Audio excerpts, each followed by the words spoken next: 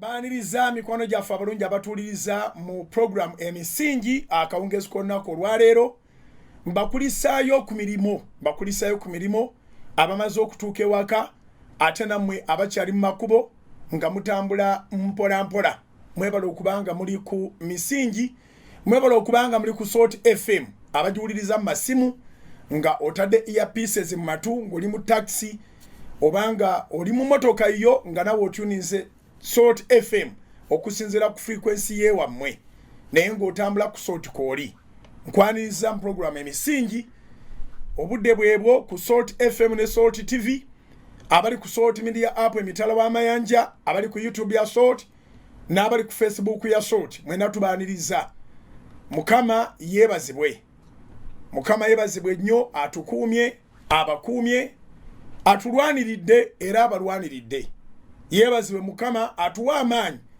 okuyita mu mbeera etali nnyangu naye nga tugenda maaso mbakulisa mu programs zonna ezibadde ku Salt FM ate ne mbakulisa ne programs zonna ezibadde ku Salt TV ke kaseera akalungi aka Salt FM ne TV okubanga ekutuusaako program emisingi buli lunaku tufuna abapya tugisoma mu Zabuli ya 11 olunyiriri olwokusatu emisingi tugisoma mu Zabuli ya 11 olunyiriri olwokusatu Bayibuli egamba nti obanga emisingi girizikirizibwa kiki omutuukirivu kyayinza okukola obanga emisingi girizikirizibwa kiki omutuukirivu kyayinza okukola if the foundations are destroyed what can the righteous do Psalms 11 verse 3 New King James Version if the foundations are destroyed what can the righteous do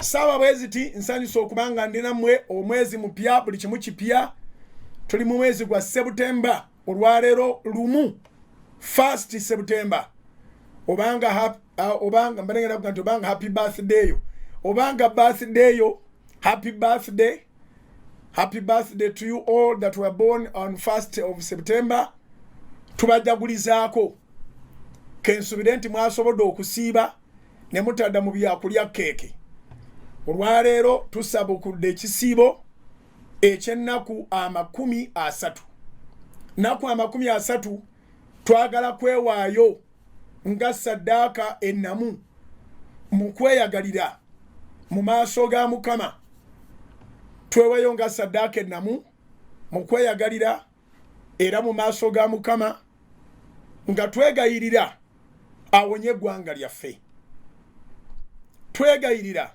atusonyiwe byonna ebyayonoonebwa okwonoona kwaffe kwonna okusobya kwaffe ekibi kyaffe Katonda akitusonyiwe tuyise mu lockdowns tuyise mu mbeera etali nnyangu tetusobola kugumiikiriza nti waliyo weevu endala ate nga kisobokera ddala Mukama okutuwonya weevu eyo neetatuuka abawagizi b'emipiira mukiraba nti kati e Bulaaya abantu bajjulira ddala ebisaawe ensi z'ebweru zitandise okuddayo mu mbeera nga gye byatandikira era tibajjuza bisaawe nga bambadde masiki bajjuza ebisaawe nga n'amasaati bagagjeemu nga tebambadde masiki okugema kubayambyeko ate nga neeno okugema kugenda mu maaso n'olwekyo bwe tuwulira abagamba nti waliwo weevejja ne twesuulirayo gwa naggamba ne twesuulirayo obutafaayo kitegeeza ntubanga abaniriza weevu eyo ejje essaala ze tutandikiddemu olwaleero Wednesday tugenda zisaba okumala ennaku 30 we can stop everything through the power of a prayer awandiika ali mu programu y'emisingi nga wandiika like I said we can stop everything through the power of a prayer but Matthew chapter 17 verse 21 it says that however this kind cannot go except by prayers and fasting. Matayo 17 olunyiri lwa 21. Luga nti wabula ekyengeri eno tekiyinza kuvaawo awatali kusaba na kusiiba. Science tumwebaliza Mukama kubanga era yagaba amagezi. Okugema tukwebaliza Mukama kubanga era yasobozesa azule eddagala ebigema. Obujjanjabi tubwebaliza Mukama. Naye n'abakola mu malwaliro balwala era bafa. Nsaasira famire z'abantu bonna abaali bazaala baddokita nga baddokita bafiiridde mu kiwendo ekiwedde emabegakaawo. Amakulu gaakyo nti wali atasobola kufa. Naye tusobola okuziyiza ebintu bingi nga tuyita mu kusaba n'okusiiba. Nolwekyo mbeegayiridde bannyinaze baganda bange abalokole nammwe mwenna abatali balokole, kubanga kino tekibuuza bibiina bya bufuzi, tekibuuza ddiini yo, okuvira ddala kubooga nti be bannannyini buyinza, fountain of honor, olabanga naye atidde n'ayambala masiki. Kati obanga naye atidde ate gwe tuteekwa okusaba bye twetaaga mu biseera bino. Mu biseera bwe biti tulina kukyusiza Katonda amaaso gaffe, tuleke amakubo gaffe agatamusanyusa era agatuviirako okubonaabona. Tukyuke tudde mu Katonda 100 ku kinnaakyo. Nolwekyo mbeebaza nnyo ne ssekwebaza abatandikiddewo, newankubadde nga tetusobola kukuŋŋaana ku Kanani ne tubeera wamu, naye tukuŋŋaana mu nkuŋŋaana eno ey'okubeera ku neetiwaaka zaffe, ababeera ku Salt FM zonna, ababeera ku Salt TV platforms zonna. Jukira tuviira ddala ku free to air paka ku DSTV. Tewaliwo platform gye tutasangibwako n'akamu bwe kati. N'olwekyo twagala kwebaza Katonda nti atukuumye omwaka, tugumwebaliza bwe tugutuusiza, agenda tukwata ku mukono agutumazeeko. Twebaza Katonda nti awonyezza endwadde etaliiko ddagala. Abali ku pulogulaamu y'emisingi ng'oli bujuliza obulamu bayitirivu nga COVID yakwatako, Mukama n'akuwonya. Abasawo baateekateeka ne bakola ekisoboka, naye Mukama n'ayingirawo n'akuwonya. So mu kisiibo kino tugenda kuba n'ebitundu nga 4. Ekitundu ekisooka kya kumwebaza. Ekitundu ekyokubiri kya kwegayirira. Okwebaza, okwegayirira tusaasirwe, embeera ereme kutujjira. Ekitundu ekyokusatu kya kusaba bye twetaaga, tumutegeeze bye twetaaga. Ekitundu ekyokuna kya kulira kigambo okuva gy'ali, tumalirize n'essaala esembayo. Ekitundu ekisooka kya kwebaza, ekitundu ekyokubiri kya kwegayirira, ekitundu ekyokusatu kya kusaba, ekitundu ekyokuna ky'ekyekigambo, ate n'okumaliriza services. Naye tugenda kuyimiriza weevu zonna era tugenda kusaba Katonda awonye eggwanga lyaffe. Tugenda kusaba okuwonyezebwa okutali kwa mubiri gwokka, naye n'ebirowoozo n'obwavu, ensawo zaffe nazo ziwone. Bw'otunulamu abaana baffe batabuddwa, beebuuza eyali mu P2 emyaka 2 egiyise agenda mu P4, agenda mu P3 oba addayo mu P2.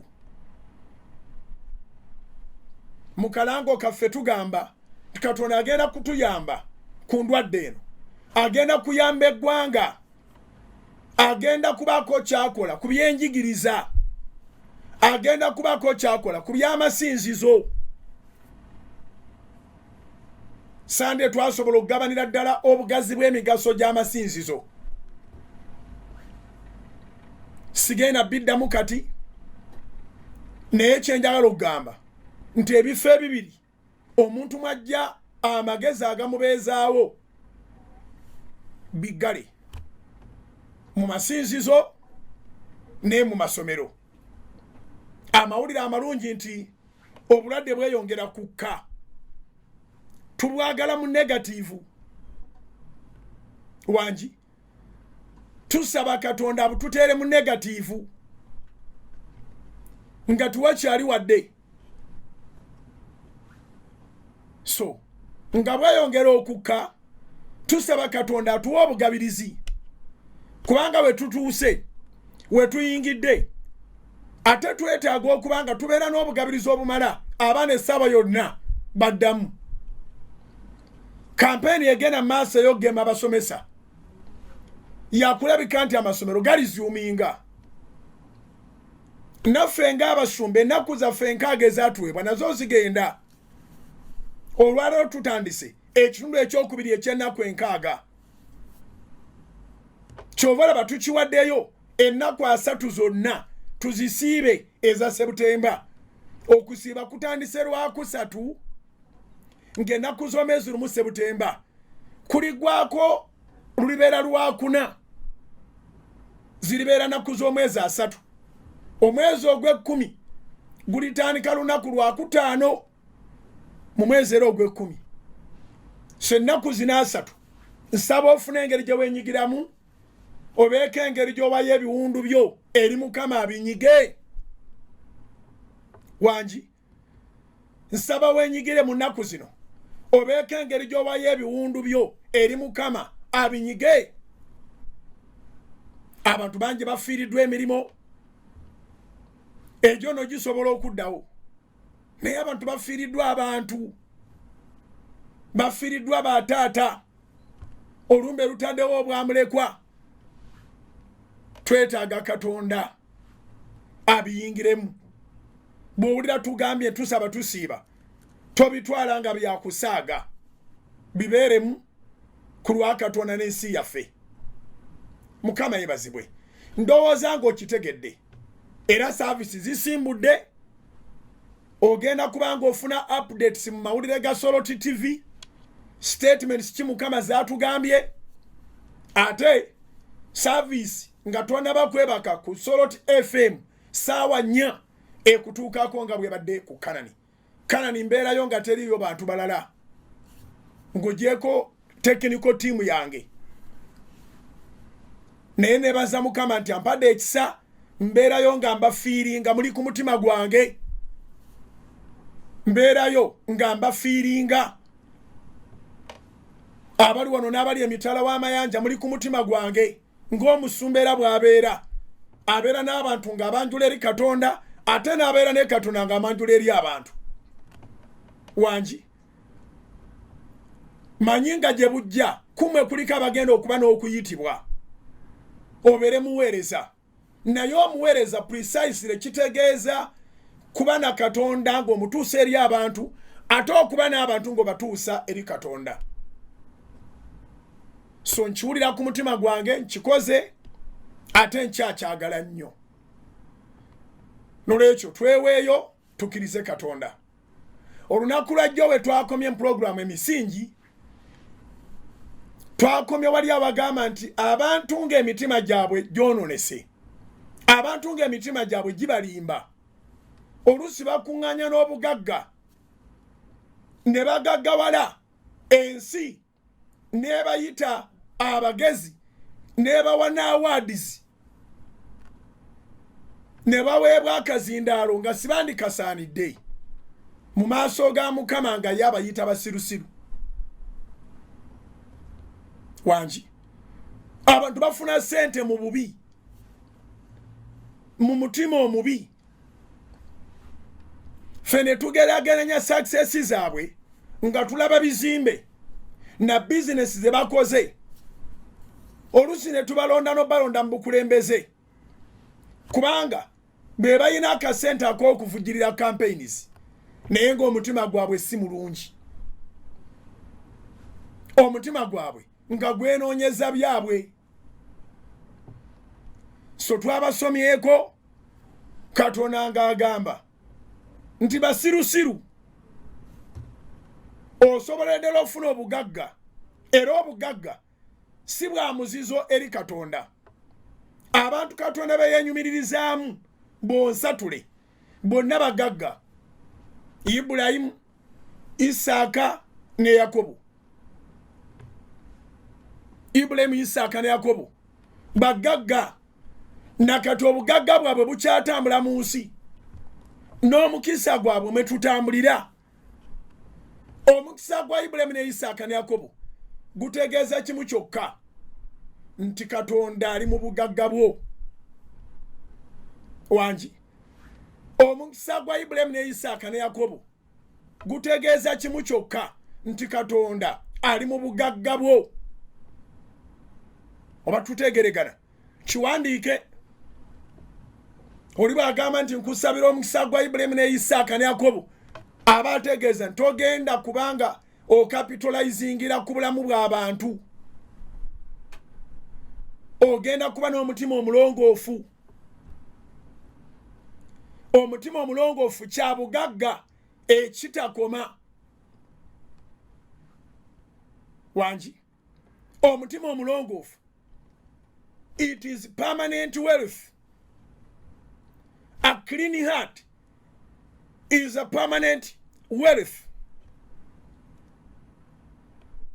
Tubeera n'ebintu bingi mu nsi naye ne bibaako ebikoma. Ngenda kukugambayo nga bisatu biwandiike. Ekisooka, tuba n'obuyigirize ne butuuka ekiseera nga tebukyalina mugaso, era nga teri ayagala kumanya buyigirize bwo. Mukama ng'akuwangaaziza, obuyigirize bwo bubaako ebukoma. Ne gavumenti etuuka ekiseera n'egamba nti wummula, ng'ogikoledde okuva lwe watikkirwa, epima emyaka n'ega nti wummula, kite retire, ng'olina omugugu gw'empapula, ne bakugamba ddeeka. Oba tuli ffenna? Ekyokubiri, amaanyi go owandiika. Ekisooka obuyigirize. Ekyokubiri, amaanyi go. Amaanyi gatuuka ekiseera nga tokyagalina. Naawe weewuunya. Eyali asobola okukola buli kintu, kati nga kumpi buli kintu tokisobola. Okusituka osituka okaaba. Okutuula otuula okaaba. N'okwebakanga weebaka okaaba.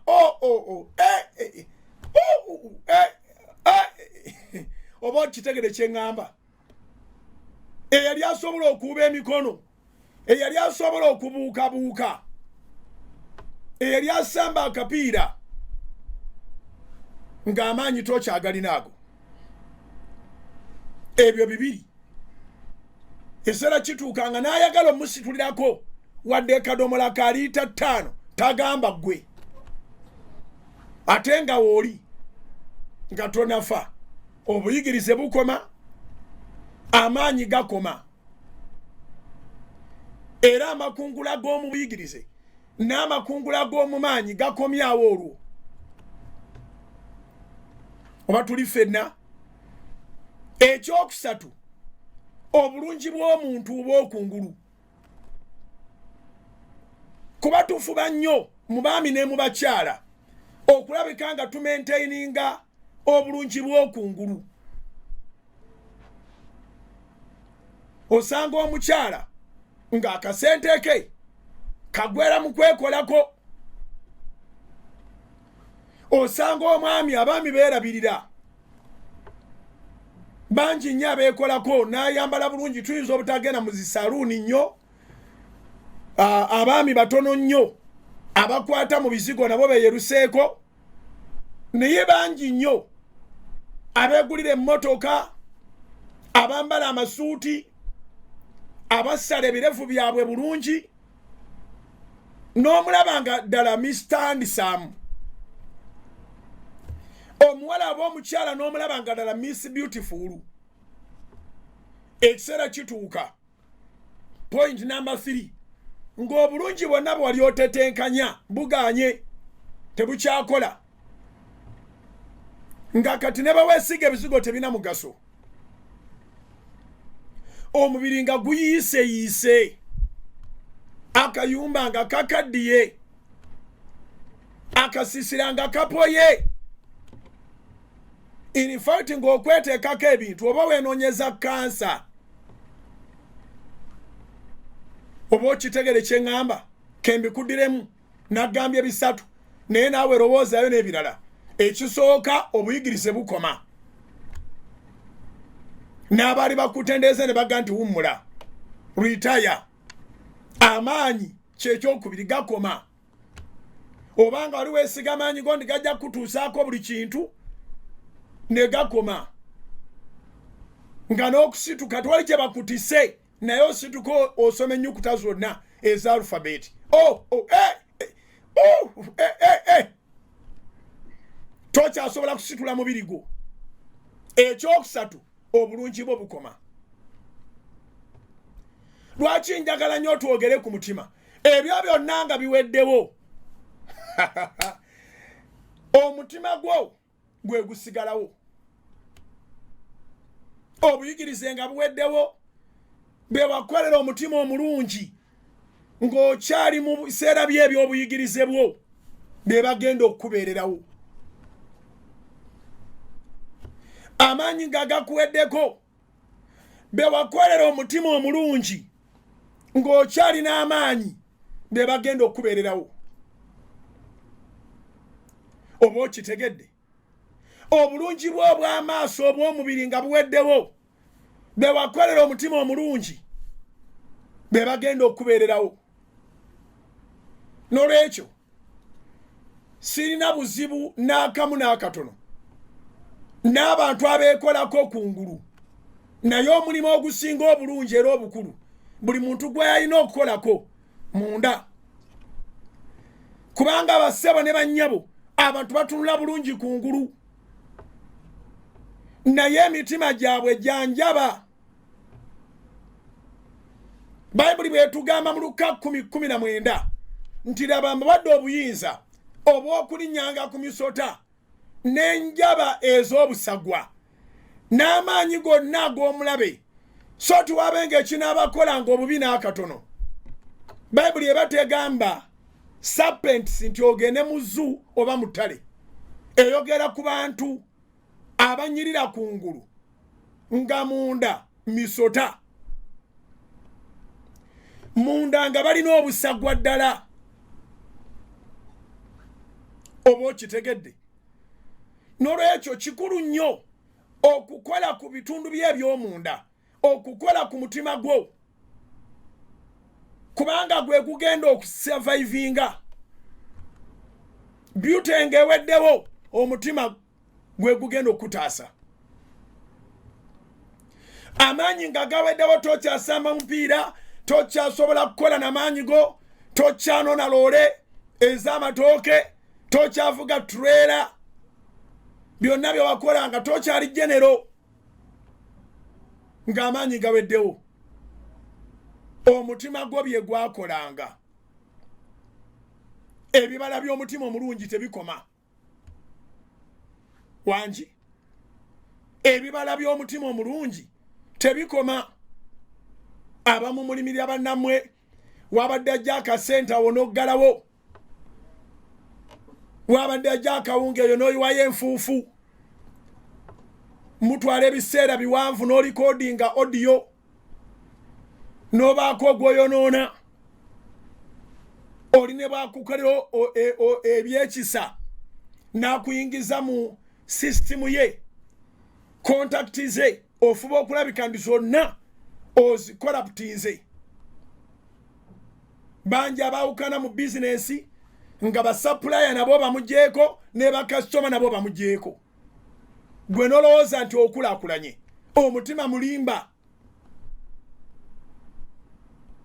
nchidemu banja abawukana mu bizinensi eyakuleeta n'omusalayo mu basapulaya abali bamuwazi container naye ne bakasitoma nabo nobatwala.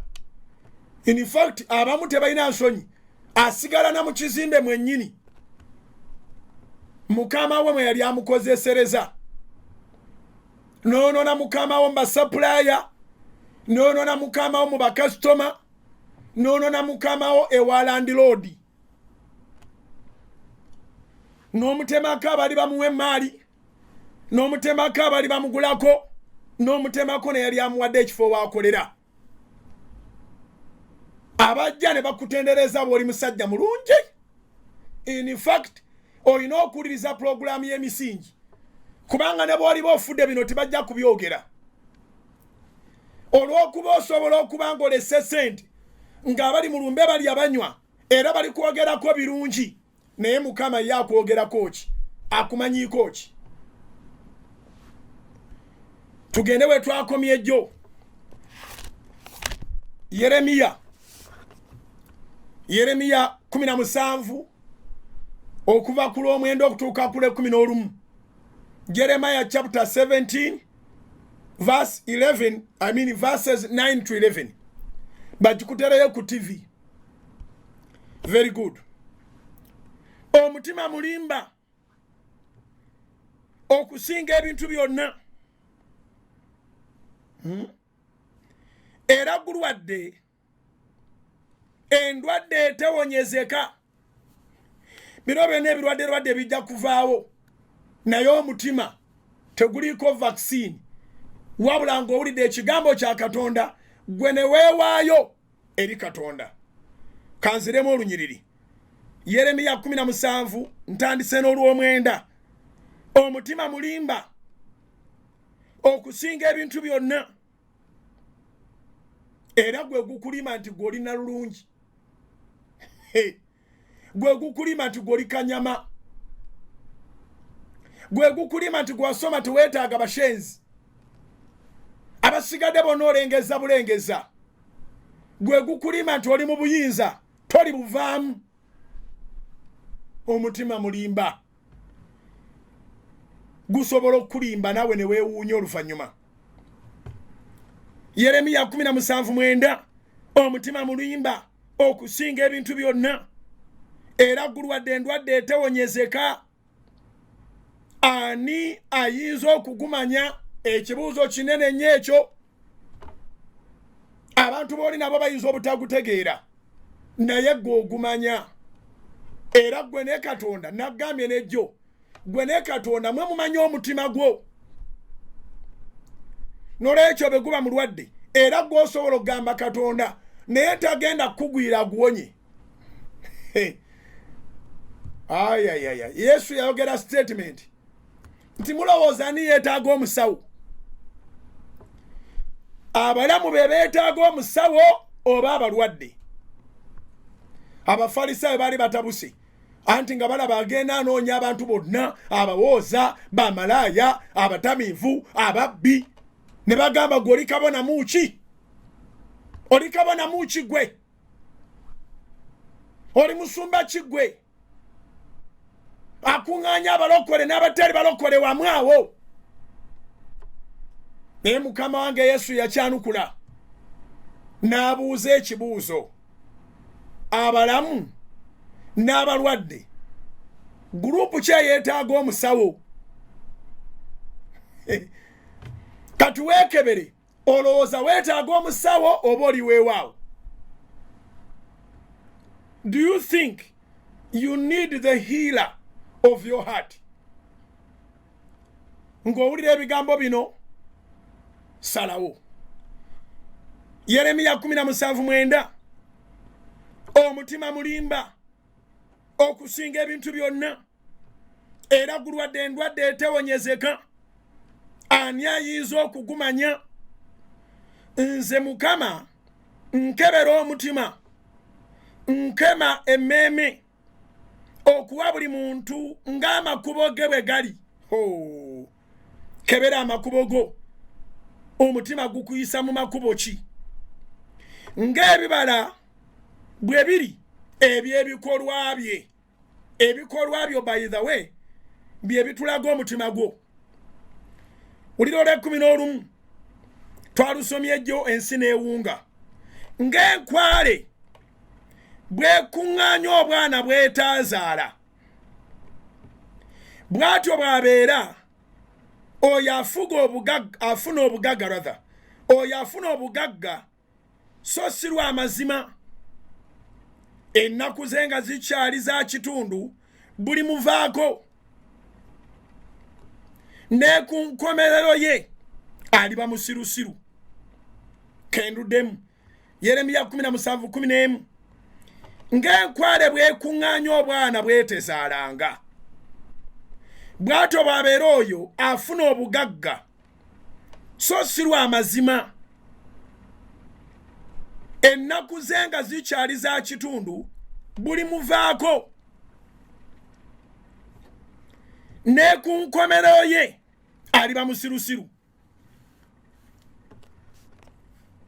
n'olwekyo omutima nga tegunnaba kulimba nnyo weetegereze ensi ereme okugamba nti oli wa kabi oli w'amaanyi bannanga oyambye abantu bannanga okoze otya eno lekose eno n'obanga ayambye ebyo bibuzaabuza abantu tebibuzaabuza ggwe ne Katonda tudemu tusomewo Yeremiya 17:11 ng'enkwale bwekuŋŋaanya obwana bwetazaalanga bw'atyo bw'abeera oyo afuna obugagga so si lwa mazima ennaku ze nga zikyali za kitundu buli muvaako ne ku nkomerero ye aliba musirusiru n'olwekyo buli kyoba ofunye nga si kyamazima omutima guba gukulimbye era bangi abafa ne baleka obugagga naye ng'abookungulu ffe tulaba nga alese obugagga nga ye yennyini amanyi nga obugagga bwamugibwako njagala nnyo omutima gwange n'ogugwo girongooke kubanga Katonda kyayagala omutima gwo nga mulongoofu tosobola kubeera mugagga ayina ebirwadde olw'amazima agaleeta ebintu mu mutima omulungi mwe wafunira ebintu tolina wootandikira kulwala abalwala bino bye bibalwaza ebintu bye balina tebirina bukuumi wangi setaani akulimba n'okuŋŋaanya ebintu naye ebintu ebikuŋŋaanyiziddwa nga si lwa mazima tebiri insured mu Katonda ndowooza olimi lutegerekeko olwo any riches that are not gathered in truth they are not insured in God ate buli muntu alina ebintu ebitaliiko bukuumi aba insecure aba tateredde alina ekitiibwa eky'ekicupuli ekimuweebwa olw'obugagga obwafunibwa si lwa mazima era aba amanyi nti obudde bwonna obugagga buno bugenda kubuuka naye bwe bunaabuuka anaabeerawa ennaku ezo waliwo omusajja sooti gwe yali yeekolako nga dokita mulamba naye nga mufere osanga alina obugagga naye nga si bwa mazima naye ng'amanyi nti omutima gumulima nti byakoze agaggawadde nabba omukazi nga yeekubidde ekyeyo e South Africa tuyina akanyomero mu mawulire ga Soloti TV bakayita ebivumbuddwa bwe tubivumbula tetulya nguzi Soloti Media yammwe era y'abantu era etaasa abantu yakolebwa abantu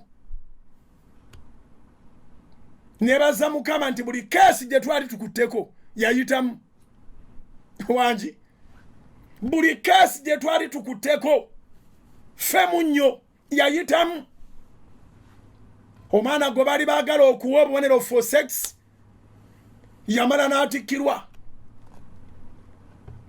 Sitole tezibalika era yamaze n'afuna obufumbo obutukuvu.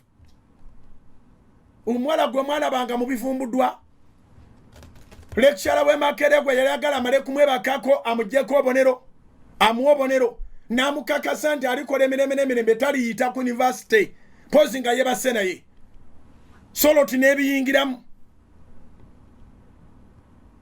Yatikkirwa omusomesa yaswala omutima gwamulimbanga nti asobola okusuula buli amugaana. Omutima mulimba. Omuwala yakoze embaga last weekend ey'amaanyi ayina integrity eyo omwami wa mwesiga gwe yafunye ya diguli yagijjayo n'omulimu akola. Soloti yammwe twagikolera mu mutima gwa Katonda, and the salt is the mouthpiece of God. Oyo sigambye omu omuvubuka w'e Kasenyi gwe bali bakutte mu biseera by'ebijambiya ebyokutta abawala mu Kampala n'Entebbe nawa yateebwa. Oluusi bayolera abantu obwereere abaali baggiddwako amayumba gaabaddizibwa.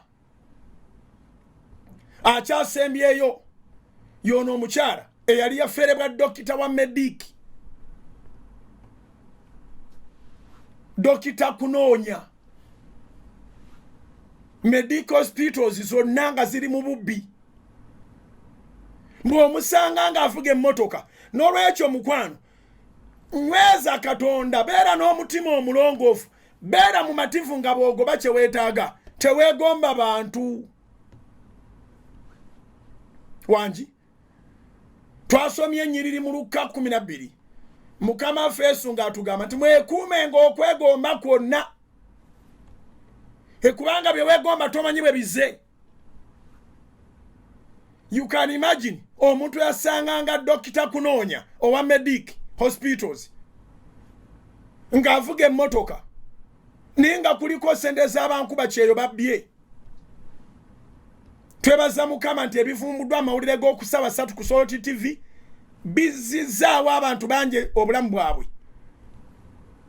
N'omwala gwe tubadde tukolako kati ali mu nnyumba ye. Tutuukirira buli kitongole kyonna. Kyewaliwe tutatuuka nga Soloti. Ekyo njagala okimanye.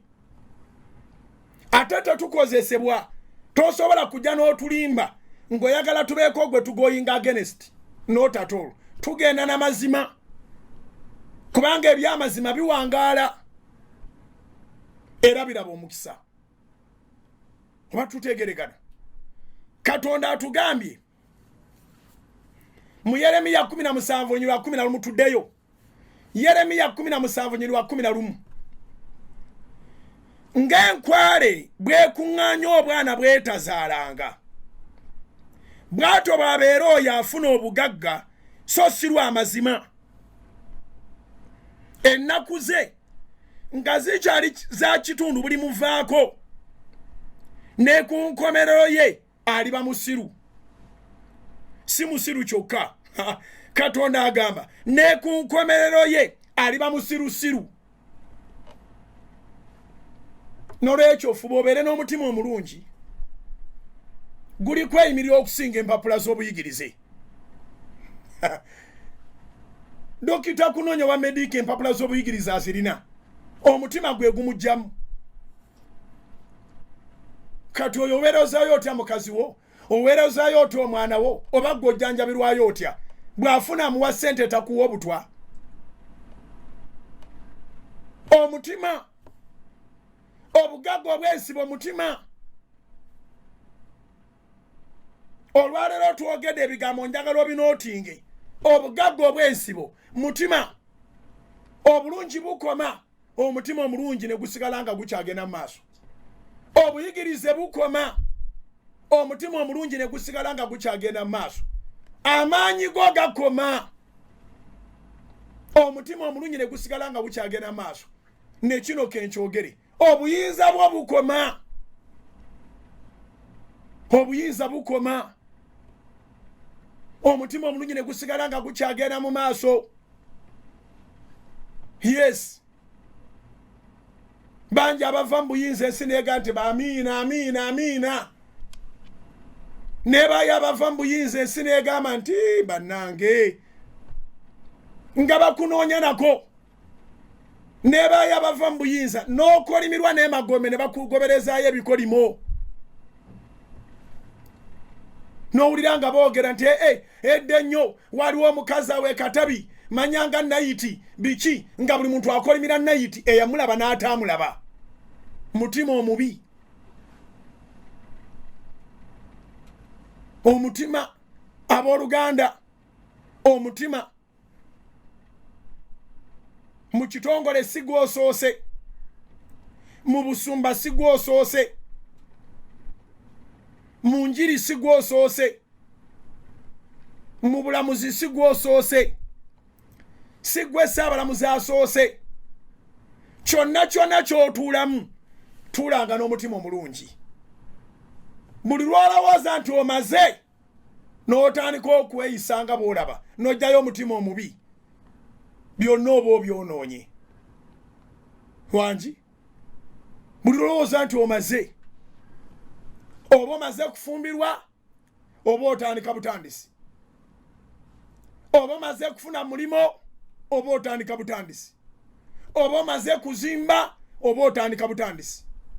Kyonna ekibanjibwa mutima. Onooba na mutima ki ng'ofunye ku ssente? Onooba na mutima ki ng'omwami amaze okutwala n'ogattibwa? Onooba na mutima ki ng'omaze ofuna promotion? Onooba na mutima ki? Obuyigirize bukoma ng'ate okyali mulamu. Amaanyi gakoma ng'ate okyali mulamu. Obulungi bw'omuntu bukoma ng'ate akyali mulamu. Obuyinza bukoma ng'ate okyali mulamu. Naye omutima omulungi tegukoma. Omutima omulungi tegukoma. Weewala okwegombagombanga ebintu. Twasomye olunyiriri mu Luka 12 onyiririza lwa 15. Mukama ffe ng'atugamba nti twewale okumala gegomba. Weewo wennyini tugendeyo oba Soroti TV tutereyo olunyiriri Luka essula ya 12 olunyiriri olwe 15 luteekeyo. Luka 12 olunyiriri lwa 15 lugamba bwe luti, n'abagamba nti mutunule.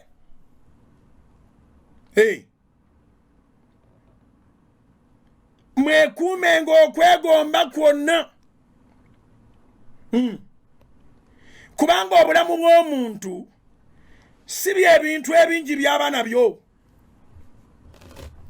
Ey'Oluganda esigaleko nkusomere ey'Oluzungu. Luke chapter 12 verse 15. Ntuuseewo. New King James Version. Jesus said to them, and he said to them, take heed and beware of covetousness, for one's life does not consist in the abundance of the things he possesses. Listen to that. Luke chapter 12, verse 15. And he said to them, take heed and beware of covetousness, for one's life does not consist in the abundance of the things he possesses. So you must be mindful about even your possession. How have you attained the possessions? Oteekwa okuba ng'ofaayo ku ngeri gy'ofunamu ebintu. Luka 12:15 n'abaga nti mutunule, amakulu gaakyo nti omutima omulimba guziba amaaso.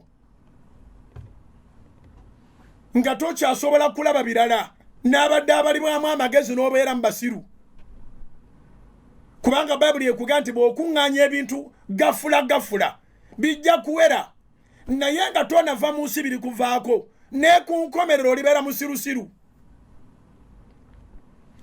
Luka 12:15 n'atugamba n'abagamba nti mutunule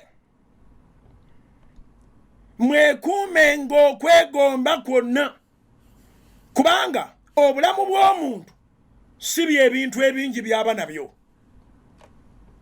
Obulamu bw'omuntu buli mu mutima gw'essubi ly'alina mu mutima, okwagala n'okwagaliza by'alina mu mutima, okukkiriza kw'alina mu mutima, ebirowoozo bye birungi, etterekero eddungi lye tusoma mu Luka essula y'omukaaga olunyiriri olw'45 kubanga omuntu omubi ebibi abijja mu tterekero lye ebbi munda mu mutima, omuntu omulungi ebirungi abijja mu tterekero lye eddungi munda mu mutima. Okay? Kubanga ebijjula mu mutima wangi, kubanga ebijjula mu mutima akamwa bye koogera. Kyenva mbulira ababulizi b'enjiri bannange nti twabubuukaniranga muntu kumuwokesa ssabo mbw'alokose. Essabo si ssubi, essabo mutima. Maliriza ekitundu ekisooka kimaakinga ekyo. Mpulira ababulizi b'enjiri abagamba ngenda kusoberera ngende njokya essabo ly'oku kyalo oba erya jjajja wange oba eryani. Essabo mutima si ssubi, essubi batemateme. Nze nakulira mu nnyumba za busiisira ne kaakati waffe gyeziri. Waliwo n'abadde balaba ku social media twabadde eyo waffe mu kyalo ennyumba ey'essubi nnyumba yaffe naye si ssabo. Nolwekyo omutima gw'omuntu either mulimu essabo, mulimu obulogo, oba mulimu okwagaliza n'omutima omulungi, mulimu okwagaliza n'okwagala. Kebera mu mutima gwo olinamu essabo mu mutima wadde tolina wantu woolina kasubi konna naye olina essabo ku mutima. Katonda ayagala alyokye gw'oli waayo. Mukama yeebazibwe. Kale katuumulemu katono mbadde nkutwala kaguddeyo. Ekisibo kitutambuza bulungi tukiguddewo era tujja kimalako nga Mukama ali naffe. Tovaawo kanzije tumalirize. Soul Television, Femunyo.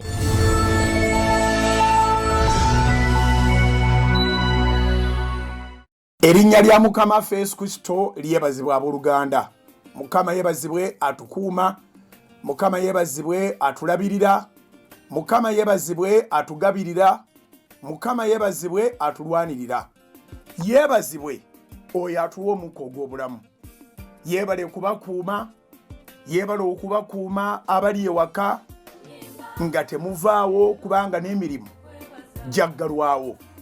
Yebale okubakuuma abava ewaka abagenda okubaako kemuyiiya, amakampuni abamu gakyabakkiriza okubanga mugenda ne mukola.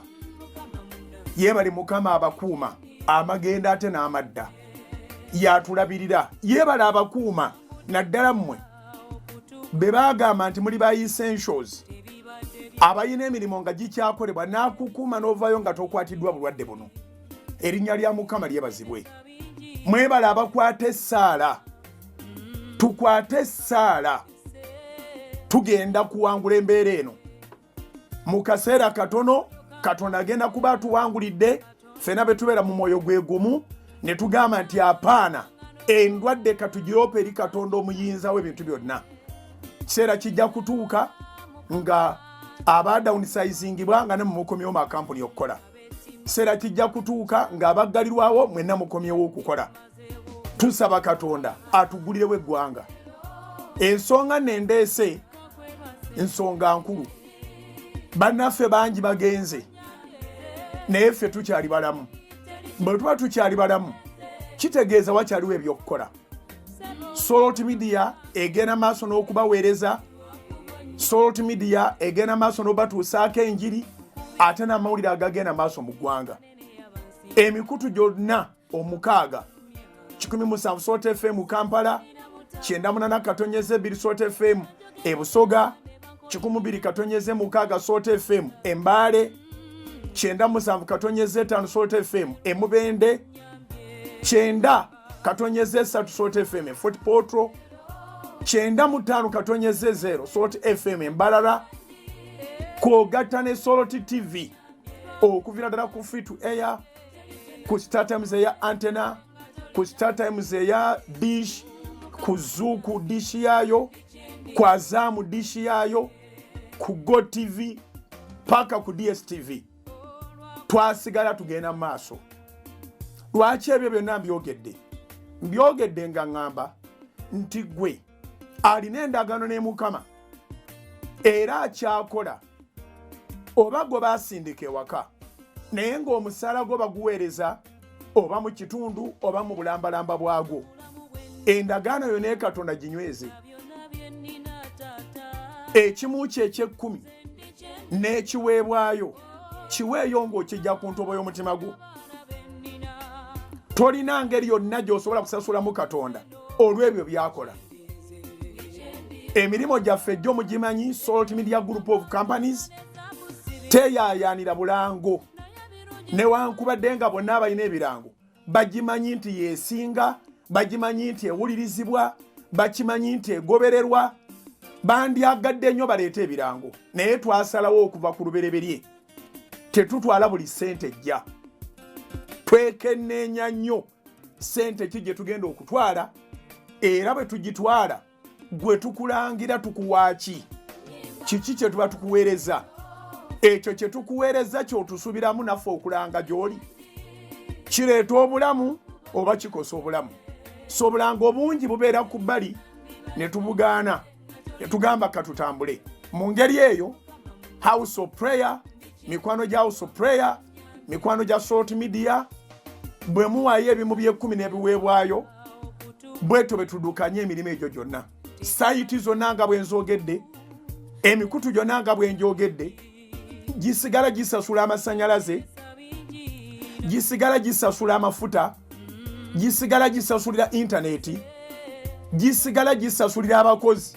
Ffe titugobangako bakozi notatolo. Tubatwalako obutuuza abamu ne bakola nga bali waka, ate oluvannyuma abo ne bajja ababadde wate nabo ne baddayo. Yenkola ndowooza entuufu, si ke kaseera okutuuka wano ne tugamba nti be tubadde tukola nabo bonna tubagobye kati ababadde bali emabega we ye yennyini abaana abeerawo atya. Nolwekyo njagala kusaba nti bw'obanga gwe osobola okufuna ebyenfuna nga bikyatambula bulungiko gy'oli, nyweza endagaano ye y'ekimu eky'ekkumi. Nzize kuwa engeri gy'osobola okkiwaamu nga tokalubiriziddwa. Abasobola okgenda mu Centenary Bank nga Centenary Bank yeekuli okumpi, gye tukuŋŋaanyiza ssente za Pentagon, gwe gy'oba otwala ssente z'ekiweebwayo n'ekimu eky'ekkumi. Nziramu asobola okgenda mu Centenary Bank nga yeekuli okumpi mu ggwanga lyonna, eyo gye tukuŋŋaanyiza ssente ez'okuzimba Pentagon, gy'oba otwala tayisi kubanga ya akawunti ekuli okumpi. Wandiika akawunti oba ng'ogyerabiddemu oba ng'ogijjukira, twebaza Katonda. Akawunti eri manya ga House of Prime Ministers International eri mu Centenary Bank, tukuŋŋaanyizaako ssente za kuzimba Pentagon, naye bw'ebanga yeekuli okumpi nga gwe okyayinawo kacyansi k'okukola, endagaano yo ne Katonda ginyweze. Bassebo ne bannyabo, ekimu eky'ekkumi omuntu ayinza olowooza nti kyandimuyiridde ssente zokka kubanga Mukama agambye okuggula ebituli by'eggulu n'akuyira omukisa n'otabako na bbanga woguteeka. Naye n'okuba ng'otambula ng'oli mulamu munogoka abantu gye banogokamu, Katonda ddala abagguddewo eggulu n'akuwa obulamu. Nolwekyo kiwulire ku mutima gwo, oteekengayo ekimu ky'ekkumi kyo, ofunye omusaala gwo, oba otunda, oli mu ba essentials, bakuweereza ekintu, ekimu ky'ekkumi kikulu nnyo, kiddukanye n'emirimu gya Katonda, naawe ne Mukama n'akukumira eyo ng'oli mulamu. So akawunti yaffe mu Centenary Bank eri namba 31 0 emirundi 3 mukaaga 00 mukaaga emu eri mu Manyaga House of Prime Ministers International eri mu Centenary Bank. Akawunti ey'okubiri obanga Absa Bank ekuli kumpi ng'olina ekimu ky'ekkumi oba ekiweebwayo, akawunti eri mu Manyaga House of Prime Ministers International eri mu Absa Bank eri mu Uganda Shillings eri akawunti namba 600 297 680 emu. Njiddamu akawunti eri mu Absa Bank mu Manyaga House of Prime Ministers International ya Uganda Shillings eri akawunti namba 600 297 680 emu. Oyinza ogamba nti nze njagala kuwa kimu kya 10 naye ate ekiri mu dola. Akawunti eya dola yo tulina eri mu Absa Bank eri mu Manyaga House of Prime Ministers International eri akawunti namba 600 479 3410. Njiddamu akawunti eri mu dollars eri mu Manyaga House of Prime Ministers International eri akawunti namba 600 479 3410. Zezo akawunti 3 zengabye. Katonda akuwa omukisa bw'obanga okyayina wakadirisa akayingiza teweerabira ndagaano yo ne Katonda. Ne Katonda anaatuukirizanga bye yasuubiza. Ffe abasobola okubaako ke tukwasa tubeere beesigwa n'ebimu by'ekkumi n'ebiweebwayo ate nga betusabira bannaffe nga betusabira eggwanga liddemu lyeggule buli muntu asobole okuba nga addamu okuba nga akola. Teweerabira nti ako okwofisaawo gaba nako n'abantu abalala. Katonda wa Ibulayimu ne Isaaka ne Yakobo mu linnya erisinga amannya gonna erya Mukama waffe Yesu, ekigambo nga bwe wakitadde ku mutima gwange nkibuulidde abantu era nakusabye nti okiteeke ku mitima gyabwe bakole kye bateekeddwa okukola. Nkwegayiridde abali ku Salt TV, abali ku Salt FM zonna nga kiyingidde mu mitima gyabwe obabalira omukisa okuva ku bigere bye batambula ogenda ku akawunti ezo okutayithinga n'okuofaringa. Naffe eno nga tutambuza emirimu naawe otambuze egyabwe n'obulamu bwabwe obuteekeko olukomera. Kino ekiyita kibayiteko kigende mu linnya lya Yesu. Basimatuke embeera yonna ey'endwadde, embeera yonna ey'okusoomoozebwa, obateekeko bamalayika abasiisira okubakuuma. Si gwe oyogera nti abantu bakunyaga naye bakunyaga batya, n'ogamba bakunyagako ebimu eby'ekkumi n'ebiweebwayo, n'ogamba naye baleete ekimu ky'ekkumi ekiramba balabe bw'otoogula ebituli by'eggulu n'obayira omukisa ne wataba na bbanga we gulijja. Mu mukisa taata mwe muli obulamu bwe tulina. Bawo omukisa Mukama wange taata abo abakyasobola okubaako kye bayingiza. Tuggulirewo eggwanga lyaffe Mukama, n'abo abatayinaamu wadde ekikumi nabo baddeyo bakole. Era nsaba omutima omulungi okubuna eggwanga lino ng'oyo alina kayingiza bw'ayawulako ekikyo nga Mukama n'afunako ekikye ekisigadde wagabane n'abooluganda. Nkirangiridde ng'omusajja wa Katonda mu linnya lya Yesu, otuwe obuwanguzi, otuwe obuwangaazi. Amiina. Mukama akuwe omukisa mu linnya lya Yesu. God bless you.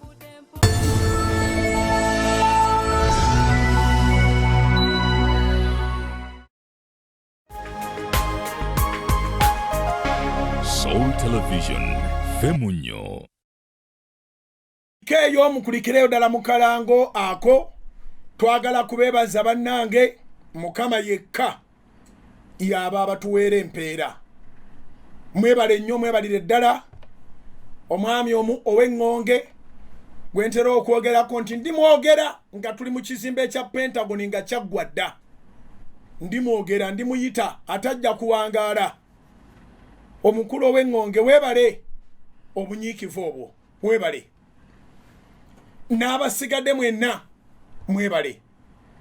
Abawayo ebimu by'ekkumi n'obwesigwa n'ebiweebwayo abagamba kyekituufu tuganyirwa tuzimbibwa. Mwebale nnyo mwebalire ddala. Muwaniridde obuweereza buno nga temukakiddwa, nga temulimbiddwa era nga temuwalirizibwa. Katonda abatuweere ekikatiddwa eky'omuyiika ekisuukundiddwa. N'abaga nti akalango nkalabye nkawulidde, enkyanja keera kanve mbyoggayaala. Keerayo, Katonda akole bulungi. Now, tubadde tukyayogera ku mutima. Mu lesoni ya leero yigamu ebintu bino.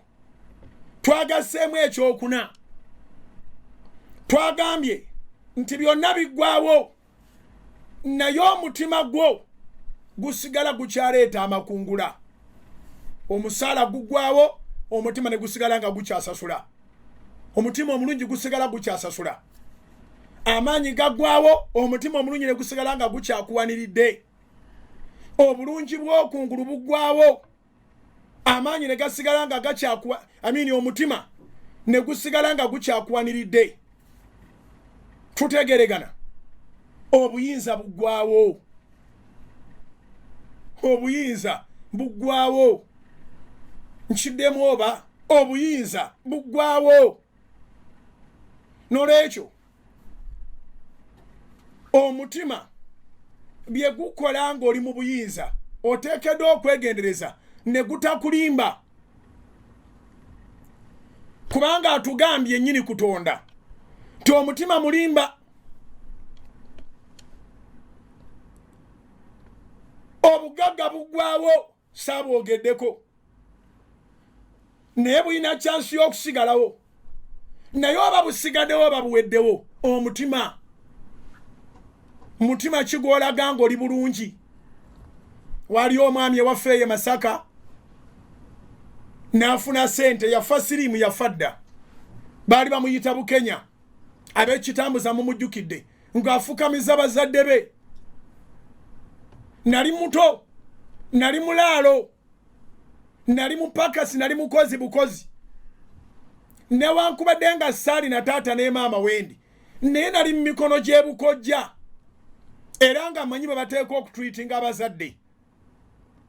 Naye nga ekitundu kyonna, eggombala yonna, muluka gwonna nga bamanyi nti Bukenya afukamiza bazadde be.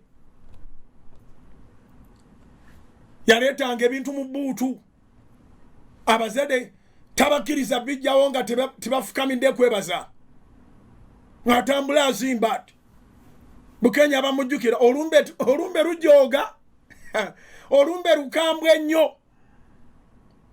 N'abatali bazadde bo tobajooganga ng'olina sente, naye ate ku bazadde bo genda wala nnyo, yingira buziba, yongera kukkakkana, bawe ekitiibwa. Ekintu kyonna ky'oba ofunye kikoma, naye omutima, abantu bafuna obuyigirize ne kitamugaana kudda bbali n'aga nti maama ekimwogeze bye teyasoma. You know my mother is an illiterate. Temumuwuliriza, temugendera ku bya muzeeyi teyasoma naawe. Omanyi bano be babonyaabonya ensi abataasoma, ng'oyogera ku kitaawo oba ku nnyoko. Empapula zikulimba, obulungi bwo bukulimba, amaanyi gakulimba, obuyinza bukulimba. Amini yabonyaabonya ekkanisa y'abalokole, bw'agivaako n'abonyaabonya abasajja abalina abakazi, gw'ayagala gw'atwala nakati akomewo. Ensi yonna yamanya Amini lwa mutima mubi.